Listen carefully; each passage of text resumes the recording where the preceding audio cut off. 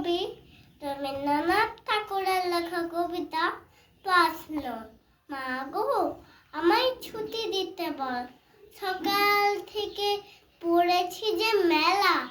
এখন আমি তোমার ঘরে বসে করব শুধু পড়া পড়া খেলা। তুমি বলছো দুপুর এখন যাবে, না হয় যেন সত্যি হলো তাই। একদিনও কি দুপুর বেলা হলে বিকেল হলো মনে করতে নাই। আমি তো বেশ ভাবতে পারি মনে, সূর্য ডুবে গেছে মাছের ছেছে। বাগদি বুড়ি চুবড়ি ভরে নিয়ে শাক তুলছে, পুকুর দাঁড়িয়েছে।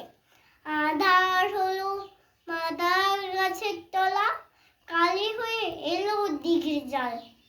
হাতের থেকে সবাই এলো ফিরে, হাতের থেকে এলো চাষির দল। মনে করো না উঠলো সাঁঝের তারা, মনে করো না সন্ধে হলো যেন রাতের বেলা।